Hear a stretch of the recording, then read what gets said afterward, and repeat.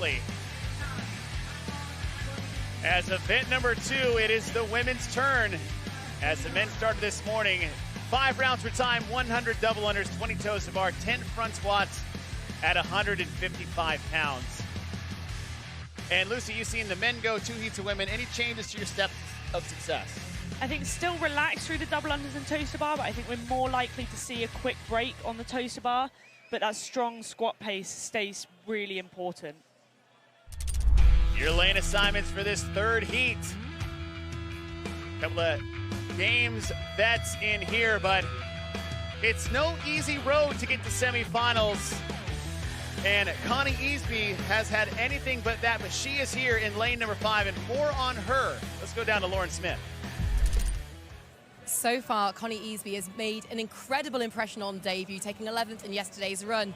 But 5 years ago, she was in a psychiatric unit, having been admitted for a mental health disorder. This girl is nothing short of phenomenal. She used CrossFit as motivation for getting her life back on track, learning how to have a relationship with food again. And 5 years later, she's at the top of the European sport. How exciting for her, and what an inspiration to other women who look to those role models. Connie Easby will be in that center lane. She's sitting in 11th overall, just 1 spot out of a qualifying position after 1 event.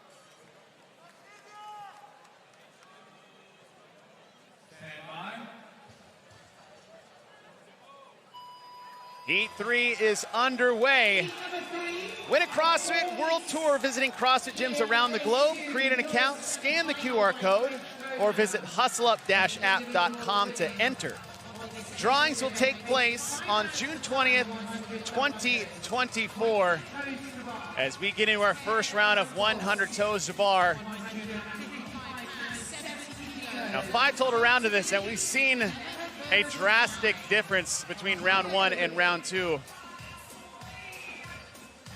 Linda Kiesman, sitting at 16th overall, has been knocking on the door of her first trip to the CrossFit Games, 11th in 2022, 13th in 2023, however, with less spots this year than ever at the European semifinal. She is going to have to be pretty flawless in her execution, trying to get to the CrossFit Games for the first time. Yeah, absolutely. She's made some big changes to her training recently. You know, she's joined with the training think tank team. They've got so much caliber in this kind of elite field. And she also moved on from her job at FitAid and became a full-time athlete, so really doing everything that she can to focus all her efforts on qualifying for the Games. As the women get in their first set of 20 toes to bar. Joining us in the booth is Gomar Pulsk. As we talked yesterday during the first event, where we talked a lot about the fatigue levels between movements, and I think this one in particular, and I'd love your insight on this, is what we've seen in the last 2 rounds on the double unders and that fatigue level. What are you seeing when you're watching this take place? Yeah, first of all, I think the athletes will know quickly if they recovered well from yesterday's workout. All right, so yeah, I think the double unders are clearly, yeah, it's very much. It's very important for the athletes to keep going on the double unders. I mean, you saw Trudy Haukedottir really going super quick in the double unders, and obviously that would help her going into the second place, at least in the second heat. Elisa Filiano is well ahead of the rest of the field by about 15 seconds.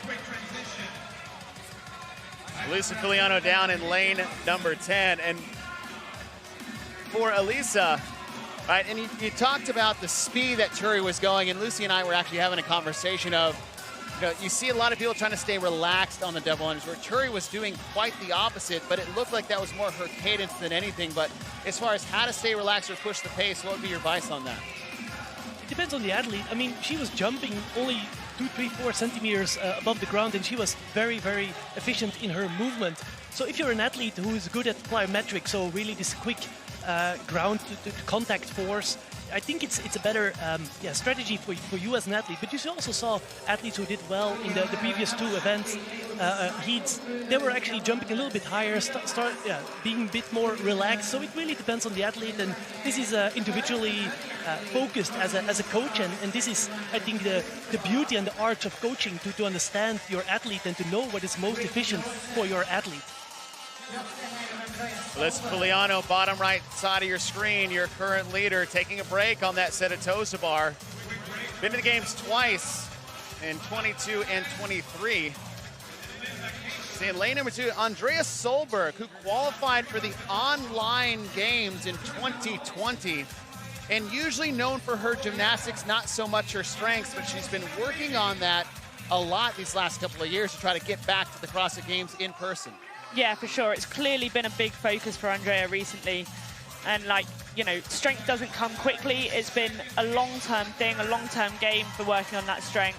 And you really have to see it, you know, you see it on Instagram, athletes posting their lifts all the time, and there has been a massive improvement for Andrea.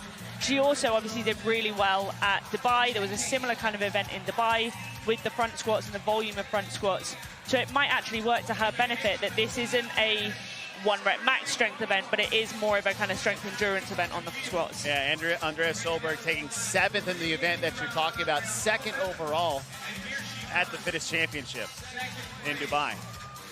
Alyssa Fuliano still holding on to her lead. These uniform kits you're seeing on the field of play are provided by Northern Spirit. Unlock 15% off your order at northernspirit-sport.com. Use the code CrossFit Semifinals at checkout. Alyssa Fuliano, 2-time Games athlete, has battled injuries and some chronic issues. I think she had a diagnosis of maybe like arthritis a couple years ago, where she went full in on training and still getting better every single year. And if you look at her skill sets, good gymnastics, surprisingly good power from her, this event seems to set up well for that skill set. Yeah, I agree. I mean, this event, if I looked at it from the beginning, I was thinking, yeah, rather smaller athletes who can cycle, as Lucy said, the barbell really quickly, and it looks like Alyssa is really putting down the gas pedal and see if she can hold on. Alyssa Fuliano still in the lead as we're approaching the 6-minute mark. In lane number 4, Emma McQuaid, 5 appearances at the CrossFit Games. A little bit banged up last year, but as she's one of the older competitors in the field at 34. Oh, we saw the camera that knocked her mat out of the way, but I mean, we just saw in the previous heat, Em the Gooch, 39 years old, and we've seen that success. We talk a lot about the youth in the sport growing and going to the games, but the longevity of some of these top athletes is just as impressive. For sure, and I think that goes to speak to, you know, how these athletes train. Obviously, Emma is coached by James Jousey. Jousey also coached Sam Briggs, and we know how long Sam Briggs lasted. And I think, you know, Emma will definitely be looking to go as long as she can doing this and still enjoy it. Emma McQuaid finishing up her toes to bar as you see Alyssa Fuliano. She's finishing up her last set right about the 6:43 mark. Now she's chasing the time to beat set by Claudia Gluck at 11:40. Gluck was done at 6:32, so Alyssa is behind the pace by Claudia as Andrea Solberg is trying to finish out her 3rd set of front squats. And Omar, we look at these 3 movements in particular, the double unders, so we talk bounding as one, but still there's some midline taxation with the rebounding, and then the shoulder fatigue and grip. And then you go to toes to bar, even more midline taxing on, say, the interior side and grip. And then you got the front squats, which just seems to be, those 2 movements are just setting your front squat, I don't want to say up for failure, but it's definitely all these things working together, almost battling each other as far as how to manage that fatigue. Yeah, that's the art of programming, and certainly for such big competitions, it's trying to fatigue a certain muscle group and see which athletes are actually the best in withstanding that, I would say. Here also, when you see the front squats, the people who, or the women here for at home, who are front squatting actually the best, they're just going just below parallel, and they have no additional movements, so their efficiency is much better than certain athletes, so you can have a look at that when there's a close-up. Alyssa Fuliano, your leader as you pass the 8-minute mark, 5 reps left to go. She'll move on to her toes to bar. With more on Fuliano, let's go down to Lauren Smith.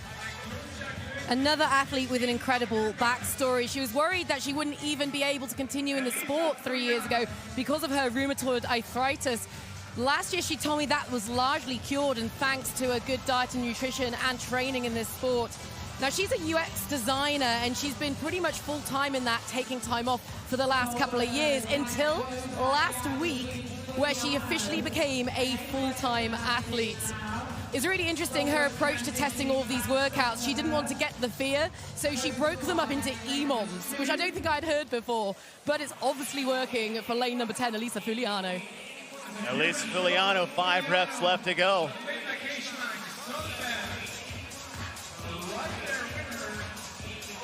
It's a funny thing talking about the fear, because some athletes find it good to really know how everything's going to feel, and it makes them feel very prepared. There's no shocks when all of a sudden something starts to kick in a little bit more than what they thought. Equally, some athletes will then actually get nervous about feeling how painful it's going to be, and so then they hold back a little bit more. Fuliano is behind the pace by Claudia Gluck. So Claudia Gluck was actually done with this round at 9:04. So Gluck's time looks to hold at least for another heat, but Andrea Solberg is closing that gap between her and Fuliano.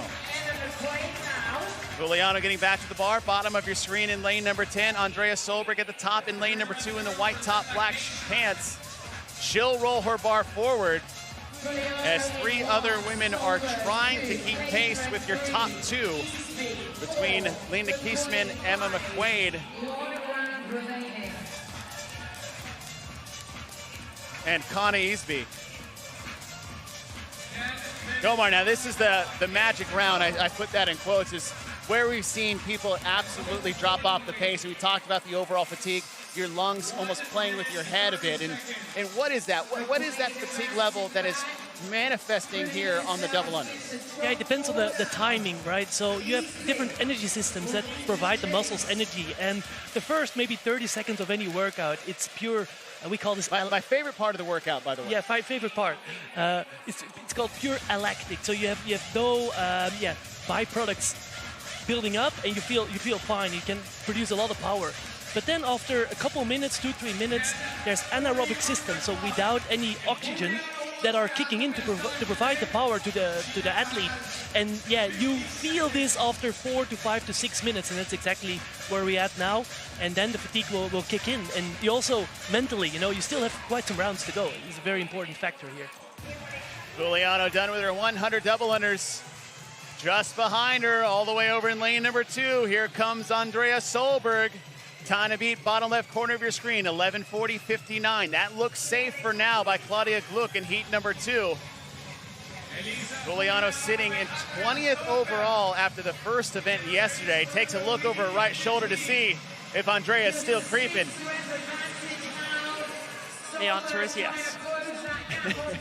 Getting closer as well, those transitions onto the bar. I mean, Andrea stopped to chalk, so we'll see how that plays out, but generally, Elisa Fuliano's squat pace has been a little bit faster as well. Fuliano now running to her bar, knowing she needs to put as much distance between her and Andrea Solberg as possible. As here comes Solberg in the back part of your screen as Fuliano will get 2 reps ahead, now make it 3. Approaching the 12-minute mark, the best time to beat has already passed. So Fuliano is just trying to at least get the top time in her heat. As Fuliano has 1 rep left to go, and that'd be good enough across the finish line for a time of 12:07. Fuliano will take heat number 3. Not the best time we've seen so far. Andrea Solberg second. As Emma McQuaid outside just to her right has gotten to the barbell as well. And Solberg, it's got to hold on because McQuaid is charging hard on those last 10 front squats. Solberg will be done right around 12:30. Emma McQuaid, 2 reps left to go. Linda Kiesman has just made an overtake of Connie purely on that transition. And she is shifting. Beard, Linda Kiesman. 4 reps left to go. Trying to hold off Connie Easby in lane number 5. Kiesman sitting at 16th after event number 1. Will cross his finish line just underneath that 13-minute mark.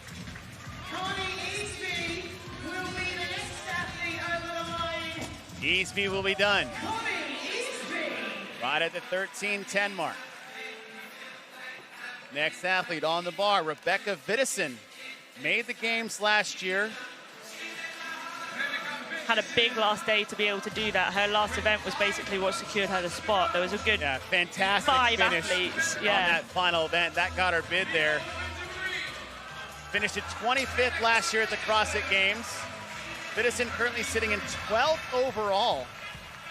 Again, they're only taking 10 spots out of the European semifinal this year.